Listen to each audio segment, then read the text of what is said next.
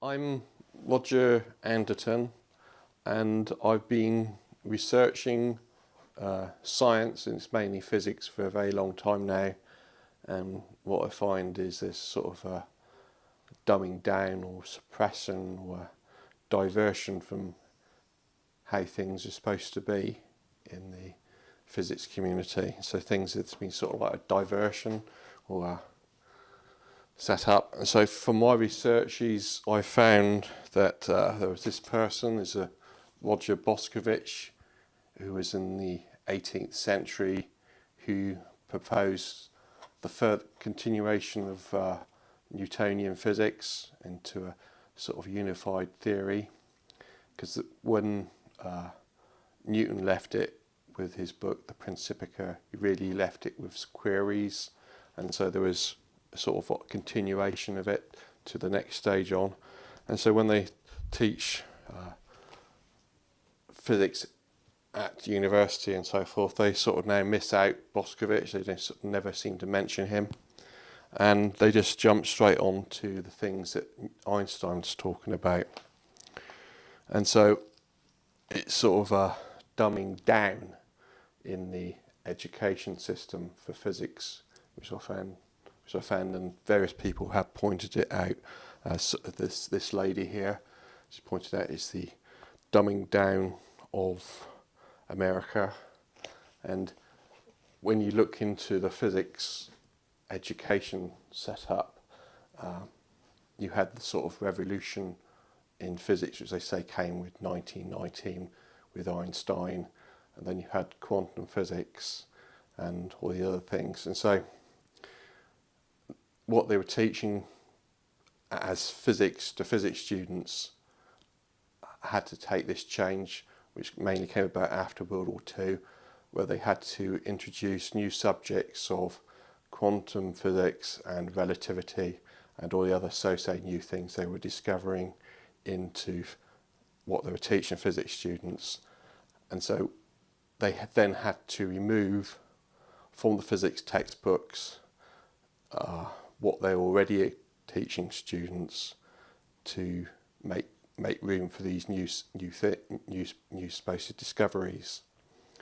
And so they justify that because it would mean, if they didn't do that, if they just added the new things to the textbooks on top of what they were already teaching, then the courses would get too long.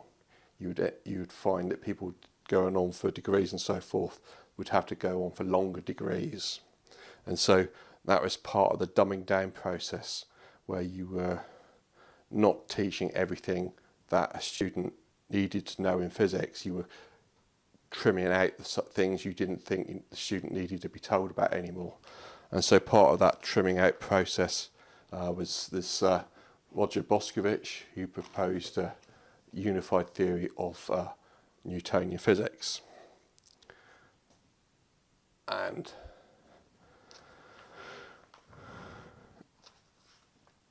it's, of course, as I was mentioning now, it's the dumbing down process, as this lady's noticed. Also, other people have noticed that the physics textbooks are bad.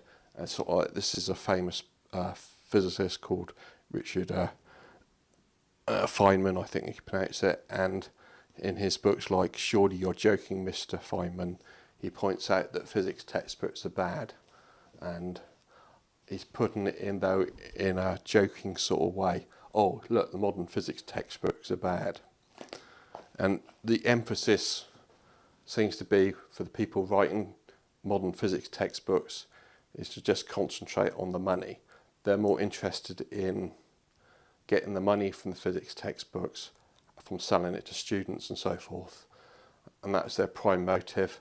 And they don't care so much that what's in the physics textbooks is not very accurate. And Feynman points out when he was reading a load of them that they are pretty poor standard. And so it's a diversion of emphasis upon quality, taking away from quality the physics textbooks, to emphasising all you're really interested in is making money from selling the physics textbooks. And of course, the way universities and so forth are set up, if they use a particular physics textbook, then the students have to buy that, and the students are students are buying that physics textbook, and the university is probably getting some sort of commission for actually using that thing. So it's all tied into the money process. So part of the dumbing down of physics, and you can say as well, it's coming from the emphasis is being more on making money than actually being accurate in the physics textbooks. And so when it comes to things like, well, even if they're not going to teach Roger Boskovich, well, maybe they should at least mention him briefly, but no, they don't. Most of them just don't mention it briefly. They just go straight on with what is supposed to be the revolution in physics from Einstein and so forth. So if we get on to, another part of the process seems to be during World War II, there was this person called General Groves, and his idea was compartmentalization of science. You had people working on a project which was the Manhattan Project, and you wanted to keep things secret, so you had to compartmentalize things, where people were working on only small parts of the overall project, and they didn't get an overall view of the project, because if they were to sort of leak information, they only knew then a small part of the project and not the whole thing. So it was all part of this process of trying to dumb it down.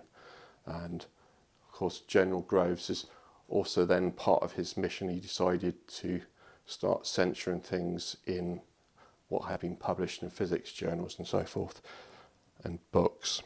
So when you try to go back into the library and so forth, which I've done, and try to get certain books on physics from before World War II, certain things have been now cut out, and it's all part of suddenly physics had military applications, and so some parts of physics were deemed to be need to be made secret, and so that was part of the process of cutting things out of physics to dumb it down and not have everybody know too much. And I think Richard Feynman points that out as well, that there's a compartmentalization thing going on in there. So what they've done is they've put up this genius of Einstein, and suddenly everything, modern physics seems to start from Einstein. So Einstein's most famous paper is this one. It's called On the Electrodynamics of Moving Bodies, and in it, which he wrote in 1905, he lays out what becomes special relativity. And one of the most striking points of it is there's no references saying what information sources he's working from. And so when it comes to saying, Einstein's a genius, from all his people who he's got a lot of admirers saying, Einstein's a genius. So when they look at Einstein, it's a question of, he's starting at things afresh. He's not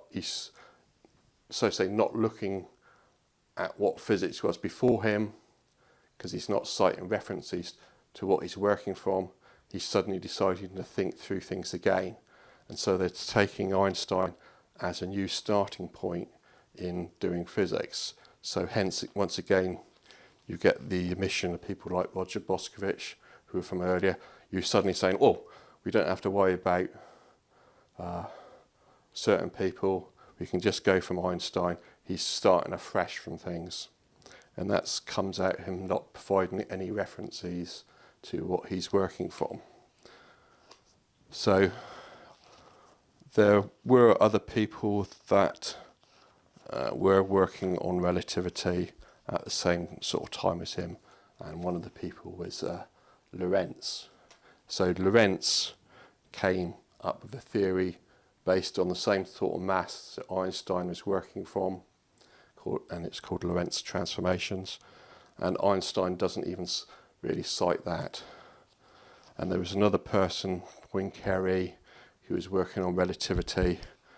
And as this sort of message indicates, that Henri Poincaré was the foremost expert on relativity in the late 19th century, and was most likely the first person to formally present the theory of relativity. And it says, despite having read his work, Albert Einstein does not cite Poincaré at all. And that's once again back onto this issue of Einstein's paper on relativity. He doesn't cite Poincaré, so he's not given the impression from the paper that he's working from Poincaré from that paper. It's sort of like giving the impression he's starting from things afresh. So it's not a question of so much these people, Lorentz and Poincaré. You can say, well, they were starting on relativity before Einstein, and let's look at how Einstein then fit into how they were working on things.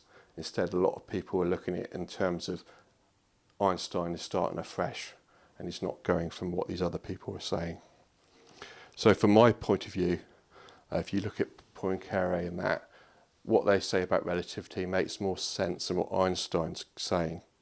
But because Einstein has given this confusion that he's the starting point for relativity, that most of the textbooks and that just ignore Poincaré and all that and just go on with what Einstein's saying. So, and there was also a similar issue with Hilbert. When Einstein started working on general relativity, there was this other person, Hilbert, who was working on general relativity at the same time. And there's sort of dispute over who came up with the maths first. Was it Einstein or was it Hilbert? And there's the arguments over who did the maths first still goes on and on. But the mainstream likes to promote Einstein over it.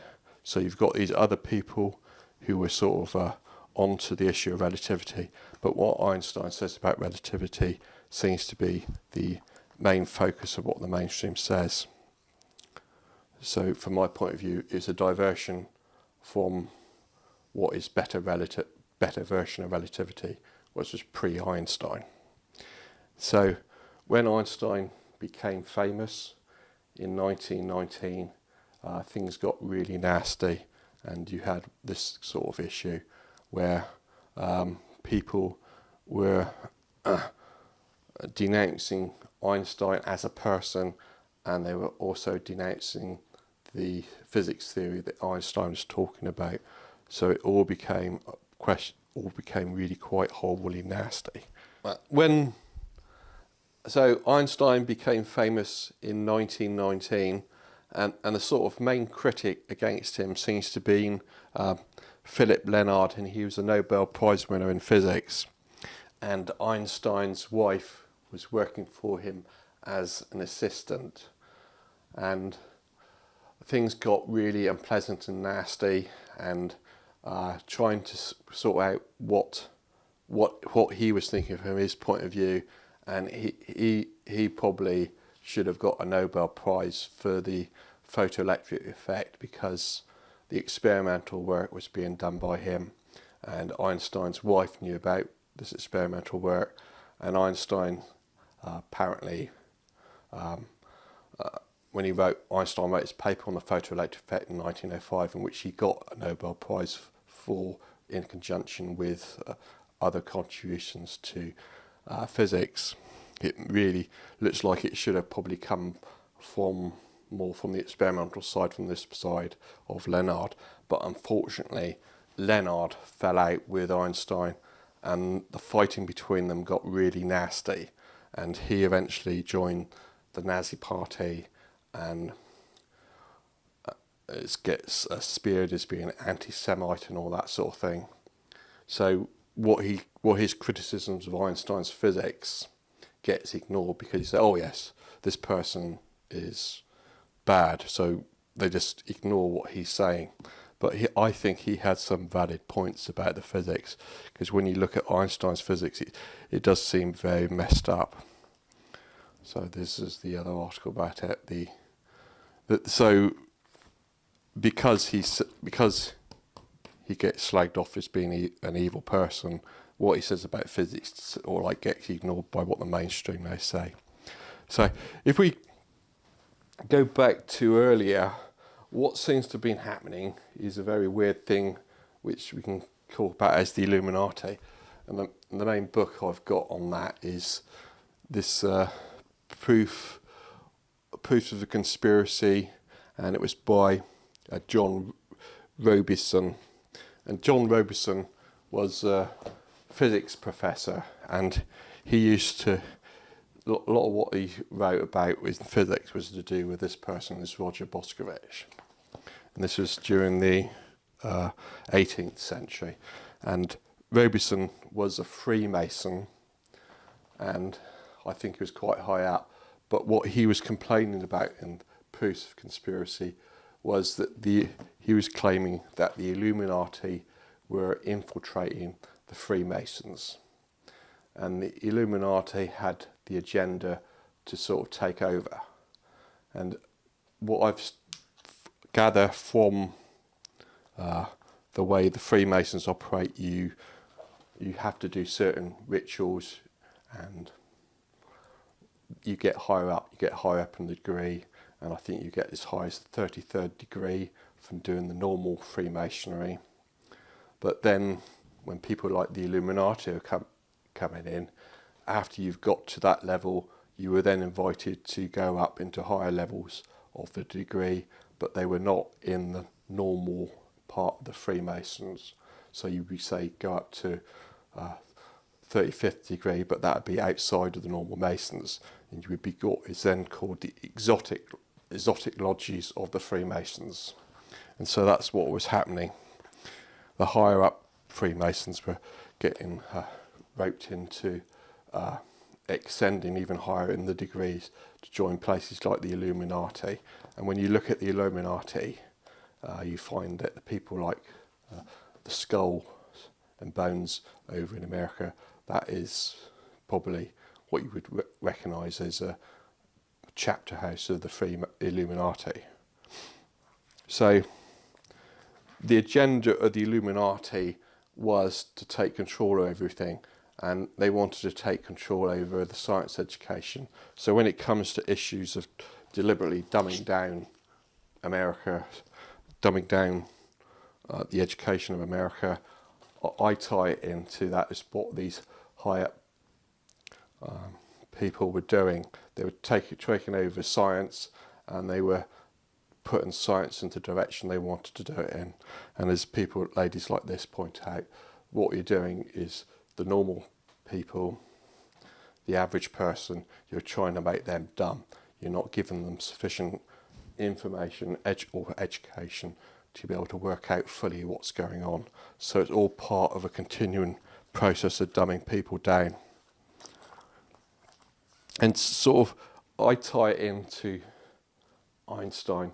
First of all, you had the Illuminati, which is really, to a large extent, the bankers. They managed to put a lot of money behind things. They put a lot of money behind promoting Darwin's evolution theory, and that becomes the mainstream on that sort of issue. And then Einstein comes along, and they wanted to put him as the mainstream point of view on physics. So when Einstein comes along with this and then becomes famous in 1919, the bankers, or the Illuminati as you want to call them, suddenly put a massive amount of money behind backing this. And so when you've got people like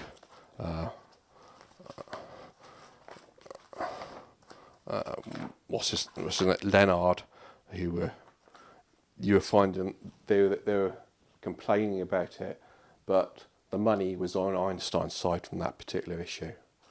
So they were losing because the money wasn't on their side. The money was on the Einstein side. The money all went into backing Einstein, and also the money went into backing the forming the state of Israel. When Einstein was going around on his tour, he was also collecting money. Part of the tour was to collect money to promote the idea of having Israel. So you can see it's all tied into money and everything of what's going on. So that's that side of it. Okay, so trying to pick up the money seems to be behind Einstein, and the international bankers and so forth. They put the money behind promoting Einstein as this genius. But when you look into the history in more detail, you find that there's lots of other people behind it, and kind of like people like Lorentz and Poincaré and Hilbert, David Hilbert, and there's lots of other people. But the emphasis seemed to be on Einstein, and because he wrote papers and he doesn't give references to other people, as this article points out, Poincaré was talking about relativity for Einstein, but Einstein doesn't give reference to that in the paper he writes. So it sort of like diverts attention from what people were saying about relativity other than Einstein. So the sort of building process for modern physics seems to be taking it from what Einstein was saying, both in relativity and in quantum physics, apart from a sort of acknowledgement that Max Planck in 1900 came up with the idea of applying the quantum idea to the ultraviolet catastrophe. Most of the quantum physics and relativity sort of is initiated by Einstein rather than these other people. And so with the dumbing down process of physics and education, they kind of cut things out from pre-Einstein. They sort of like tried to take a jump from people like Newton and Maxwell, miss out as much as they can and jump straight to Einstein. And the physics textbooks are then edited out from the older stuff which was taught before Einstein, and things like Poincaré gets chopped out of the physics textbooks now. And you can, if you study it in the history, you can see that there was an elite group of people who were trying to do that. They were trying to take over the education system. So if you go on to specifics about some of the things I complain about with Einstein, one of the big issues I have with him is in that paper on special relativity, he doesn't give references for what he's working from. And you have people like more modern scholars like John Norton, who's kind of supposed to be a respected academic on Einstein studies. And so in his paper on this one here by John Norton, he says, it says on one page, even today, the point needs emphasis. The Michelson-Morley experiment is fully compatible with an emission theory of light that contradicts the light postulate. Now, I disagree with quite a few things that Norton says, but what he's pointing out there, from that bit there, he's pointing out that the Michelson-Morley experiment isn't supporting Einstein's relativity, special theory of relativity, because Einstein is supposed to has this idea speed of light is absolute the same for all observers, whatever their speed, and that seems to be a special theory of relativity. And if you're there as a student, physics student, normally what the physics you'd be saying to the physics teacher, what justification do you have for special relativity? And the teacher would be saying it's confirmed by experiment, and the experiment they would be talking about would have been the Michelson-Morley experiment. And now suddenly this person Norton is admitting that the Michelson-Morley experiment doesn't support special relativity. It's actually the Michelson-Morley experiment can be interpreted by different theories, not just by Einstein's special relativity. So it's not really providing proof for it. But the initial teaching of Einstein's special relativity in the older physics textbooks and that, if you're going back, say 50 years, most of them would be saying Einstein's special relativity is supported by Michelson-Morley experiment. And now the academics are sort of like tending to admit, no, that's wrong. The experiment is not proving Einstein's special relativity. They're then trying to divert attention and say other experiments support Einstein's special relativity, but when you sort of look into these other experiments, no, they don't support it either. So the initial thing of them saying Michelson-Morley experiment supports special relativity, no, it doesn't. It's only just a subjective interpretation of that experiment that is being interpreted in terms of special relativity. And with the other experiments you find it's the same thing. So when you want to say what is the proof for special relativity, there doesn't seem to be really there. It just seems to be a subjective interpretation of experiments. Picking out from Einstein's special theory of relativity, Einstein's special relativity makes sort of claims like this: speed of light is absolute, the same for all observers, whatever their speed. Their special relativity. And I think that sort of statement is a bit vague myself, but they say sort of things like that. And so you've got this basis of special relativity, and you've got these. So if you were a student, say 50 years ago, you would be taught special relativity, and you're asking the teacher, the professor, what is the justification for this? They would be telling you special relativity is confirmed by experiment, and the experiment they would be citing would be the Michelson-Morley experiment. But now you've got this person, J. Norton, who's supposed to be a respected scholar of Einstein, and in his paper, in that one, he admits that the Michelson-Morley experiment doesn't have to be interpreted from believing the speed of light is constant. And the issue becomes more a case of experiments have been subjectively interpreted to agree with Einstein's relativity, when really those experiments can be interpreted by lots of different experiments. So that is sort of something they sort of kind of hide from students, that they're projecting to the student, these experiments prove Einstein's relativity, when really they don't. That is a misrepresentation of the experiments. The experiments are only subjectively being interpreted from Einstein's relativity.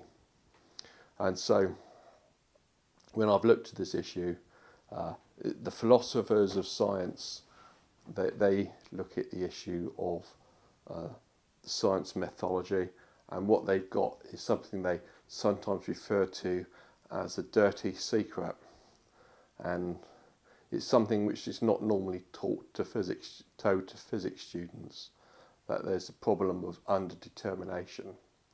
And the problem of underdetermination is, given an experiment, you've done your measurements, you've calculated so and so, you think, well, does that prove a theory? And it doesn't, because that experiment can actually be interpreted by lots of probably different theories. So you've got what is called empirically equivalent theories. So these empirically equivalent theories are then how this experiment could be interpreted, and that's a case of what they call is underdetermination. You've got an experiment, but the results of that experiment don't have to be interpreted by one theory, they can be interpreted by lots of different theories. And so in the case of Einstein, when they teach this to physics students, they don't bother telling them that. They just tell them, usually, this experiment proves Einstein, and it doesn't. That's just a misrepresentation of the experiment. The issue now has become underdetermination. Experiments can be interpreted by lots of different theories, and it's forced to keep promoting that it only could be interpreted by Einstein's way of doing things. So this is what I pick up. So this is what he says there. This is John Norton says in his thing. Even today, this points and needs emphasis. The Michelson-Morley experiment is fully compatible with an emission theory of light that contradicts the light postulate. And the light postulate is this, from Einstein's relativity. So you can actually interpret it, Michelson-Morley experiment, from a theory which isn't special relativity. And Norton will try to say, well, there's other experiments that can only be interpreted by special relativity, or something towards that effect, he would try to say.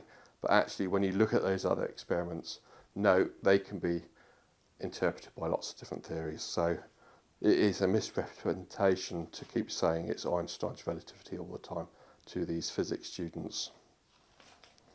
And particularly when you look at the people who were involved in relativity before Einstein, like Lorentz and Poincaré, what they were saying about physics was making more sense than what Einstein was saying. So putting the emphasis on what Einstein's saying all the time and pushing for his version of physics, of his theory, it doesn't really make that much sense. Okay. Who was pushing Einstein now? Who was pushing? Well, the backing from Einstein, the money, the bankers seemed to back Einstein. Einstein became famous in 1919, and then all the money seemed to went towards backing what Einstein was saying on relativity. So that's what sort of happened. The big money went towards him, and the people who were saying different, well, they weren't getting the big money to carry on. It's, in order to keep teaching in academia, you need funding. And so if you weren't saying the correct thing, you don't get your funding. So Einstein's relativity, what he says about relativity, becomes sort of a dogma. It's where the money goes. Right. Is this like the Rothschild, that they have a foundation, kind of like the Rockefeller Foundation? Yeah, they were looking at taking over the education system by what they did was they funded it, and they wanted what they were, from their point of view, standards of education, and so they were only wanting certain things to be taught. It was standardising the education. It wasn't diversity of different opinions. It was sort of like one point of view has been promoted, and in the case of Einstein, one point of view has been promoted, which was Einstein's point of view on relativity. And with Einstein, he rebelled against quantum physics, and he lost out there. The money then went to promoting a different point of view to quantum physics to what Einstein was talking about. So even though he won on the promoting his point of view on relativity, he lost on the quantum physics side. And that's how these things get messed up by people. So it was an organization behind the scenes opening doors, not necessarily doing away with the opposition, but opening doors for the people they wanted to get across to the public to influence the field. Yeah. I think that's how it works. Probably in those sort of terms, it's sort of like they're only wanting to promote one point of view. So the point of view they promote is Einstein's relativity along the lines he talks about, and then they promote quantum physics more along the lines of people like Niels Bohr. And then they look at the physics history of things before Einstein, and they kind of like cut lots of that out from the physics education system. So you're getting a dumbed down physics as to what they're taught to physics students. There's only their dogmatic version of what they want to teach is being taught. Censored physics, one point of view, and anything else is not going to get funded. So Einstein wrote his famous papers in 1905 on several on relativity, one on atomic physics, one on quantum physics with photoelectric effect, and roughly the mainstream takes that as the beginning of modern physics. And Einstein, in his papers, didn't cite any references. So the mainstream is then treating that as roughly the starting point of modern physics, as a new starting point, and all the other bits, what other people were saying before him, they can sort of like ignore.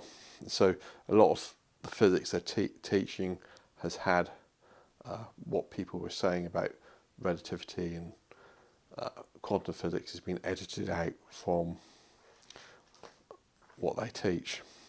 And so one of the main people I found was this Roger Boskovich, and he was really talking about quantum physics in the 18th century, but as part of their they edit out that, and they only really treat quantum physics as starting from 1900 from Max Planck and then being picked up by Einstein, and they sort of like ignore all these bits from the history.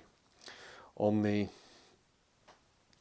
Einstein's relativity side, there was other people talking about relativity, and part of that Einstein was in communication with people who were sort of from the Hungarian region of the world, or Croatia or Serbia or Bosnia and all that sort of place, the area of the world where the boundaries of those countries stop varying. One of the people he was in contact was Leo Szilard, and Leo Szilard was the person who explained to Einstein that building the atom bomb was possible. And from that, Einstein then wrote the letter to the President of America saying that an atom bomb was possible, and that sort of like, so say, initiated the Manhattan Project. But from that sort of thing, Einstein didn't really seem to know that it was possible until Szilard told him. And you've got these people from that sort of area of the world, Hungary part of the world, who sort of like knew quite a lot more physics than what Einstein knew. And Einstein was sort of only being promoted as the top man, but there was other people who knew physics in great more detail than he did. So when they had the Manhattan Project, they had a group of people, of physicists. I think it was 3 of them. It was Edward Teller as one of them, and these Hungarians seemed to know physics in more detail than the rest of the physicists in the Manhattan Project. And they were sort of like, one of the jokes were that these people were aliens. But I think it was only just a joke. It's just that the way I look at it, the tradition, the physics that they were coming from was more grounded in, back to this person again, in what Boskovich was saying. So they had a greater understanding of physics coming from a tradition of Boskovich. So, and that's the tradition they sort of now cut out from what is taught at university. Not many people know about Boskovich. You've got people like Feynman, who does know about Boskovich, but doesn't really go into that much detail about him. But the most of the teaching is just ignore things like that. So, and also you've got peculiarities like this H.G. Wells story about the time machine. And what year was it? It was published in, I think, 1898. H.G. Wells writes this science fiction story about a time machine. And in this story, they're talking about the 4th dimension. And when they start talking about relativity to physics students, then they're talking about Einstein and Minkowski introducing this idea of time as the 4th dimension. But actually it goes back further than him to science fiction. So you're sort of like missing out all these strange connections to modern physics, which is happening before Einstein. So if I can read it, the time traveler says, any real body must have extension in four directions. It must have length, breadth, thickness, and duration. But through a natural infinity of the flesh, which I will explain to you in a moment, we incline to overlook this fact. There are really four dimensions, three, which we call the three planes of space, and a fourth, time. So in this science fiction story, time is the fourth dimension, and this is 1898, long before 1905, when Einstein gave his relativity theory. And lots of the sort of ideas of the time machine seem to be incorporated into Einstein's relativity, where you've got this idea of a spaceship. If it goes fast enough, then the person in the spaceship experiences time differently to a person who stays on Earth. And so you kind of like got this idea of moving into the future. The person on the spaceship is aging at a different rate to the person who stays at home on the Earth. And so it's kind of like treating a spaceship as a time machine. And that is just from special relativity. And then they bring all this science fiction thing in. Well, if you've got acceleration and if you've got black holes and all this other stuff which they add on to relativity, then maybe you can travel back in time as well. So it all seems to be coming from a kind of physics where time travel is possible. And it all seems to come in from H.G. Wells' Time Machine. A lot of what they say in what they teach for physics in by the mainstream I disagree with, but the sort of like the basic ideas seem to be coming from science fiction. And then you see this science fiction then put into films like Interstellar, where you've got spaceships going through spaceships and black holes and time travel and all that sort of thing involved in there. And so it all becomes science fiction-y. So when Einstein became famous in 1919, he had all this problem of people complaining.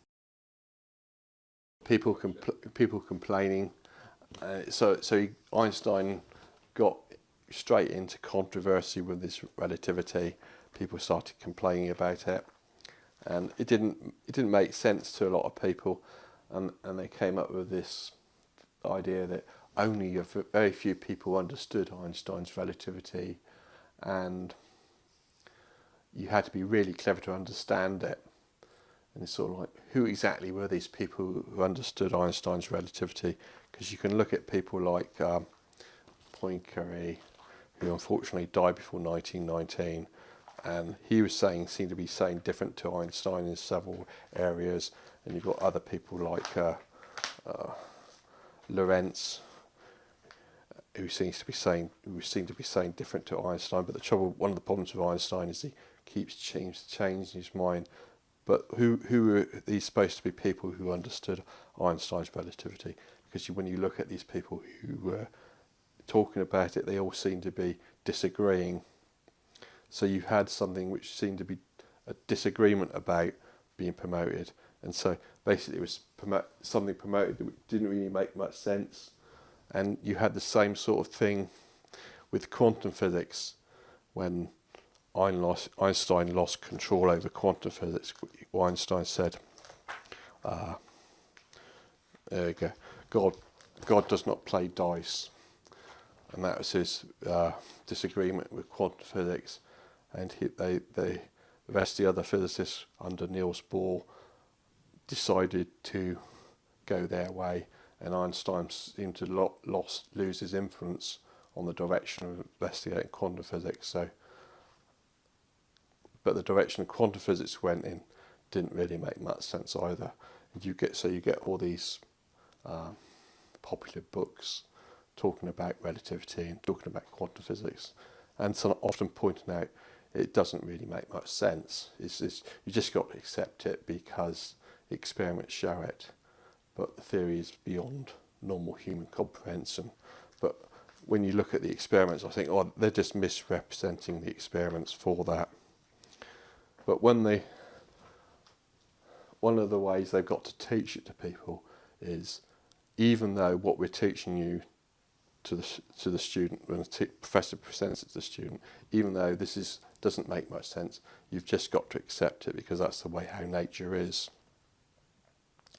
So you've got people like David Mermin, who I'm quoting, he's a physicist, and quoting from this sort of article here, and it's sort of like, can Feynman have said this? And it's sort of the argument, if I were forced to sum up the sentence, what the Copenhagen interpreter says to me, it'd be shut up and calculate. And it seems to be the sort of thing that Feynman was saying, and David Mermin is querying, did Feynman really say that? And so it seems to be a question of they're promoting an idea, shut up and calculate. So a student sitting there, the professor's teaching him, and the student's saying, oh, I don't quite understand this about relativity or even quantum physics. And the professor is saying, don't worry about that, just do the maths and do the calculations, and that's what all you need to do. And it's the issue of the philosophy or the understanding of what's being said. Forget that. Just do the maths, concentrate on that, and don't go into the issue of trying to understand it. And that seems to be one of the ways they promote things. Don't think about it, just do it. So that's how they managed to create this sort of mess in physics. Or the other side of it, they seem to say, well, it's confirmed by experiment. But when you sort of like actually analyse the experiments, you say, no, those experiments don't really confirm what's being said. So we've got this famous physicist, it's Louis Eason, and he was an experimental physicist who did a lot of work on the atomic clock.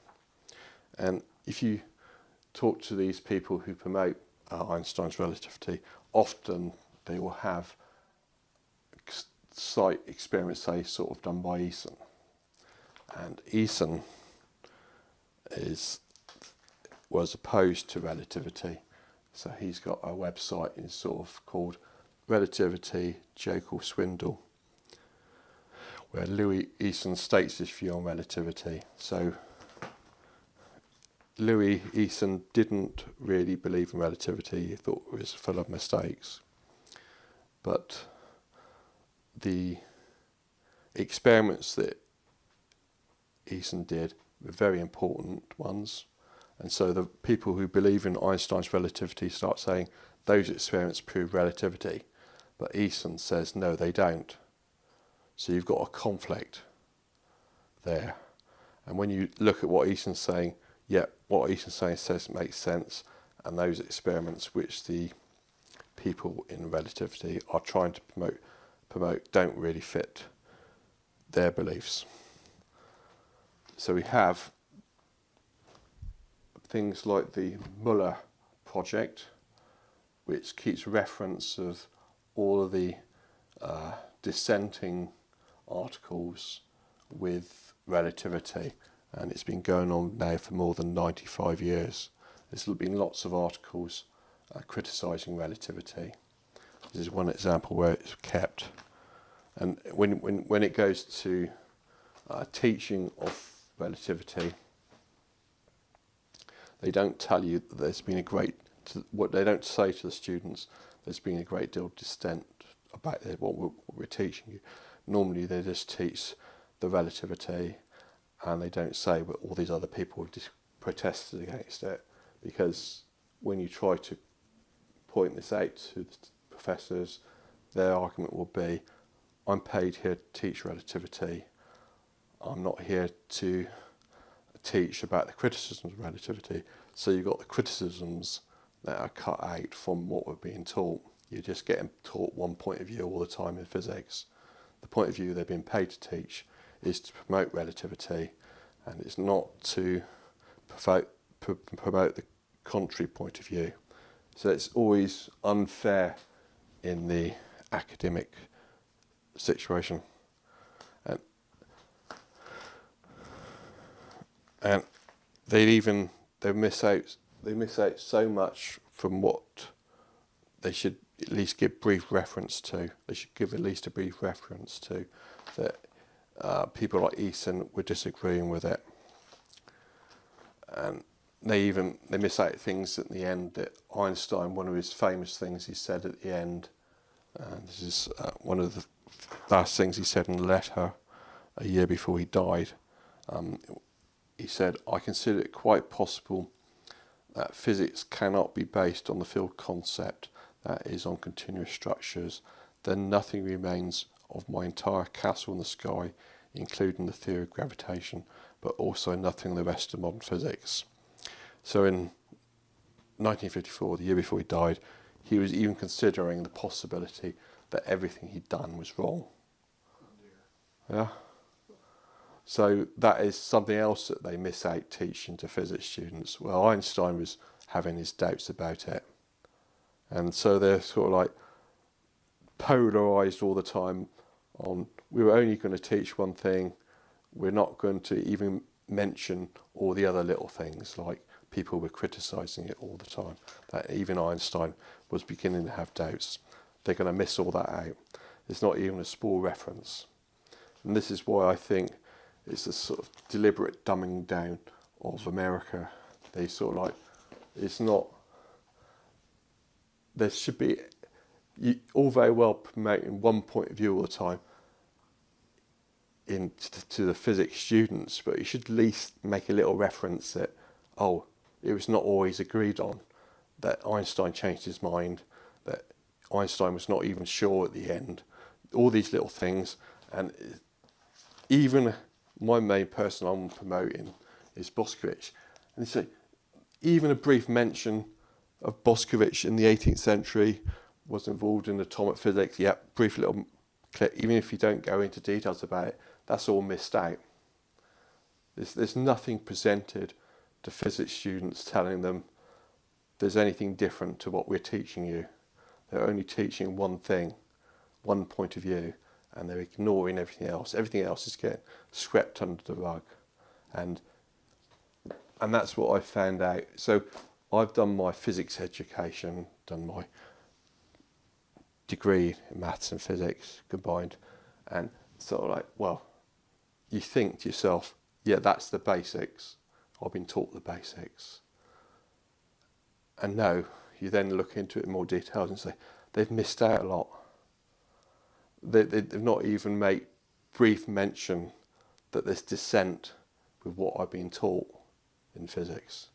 They've just missed out this ginormous amount of stuff out there, which is all complaining about what I've been taught.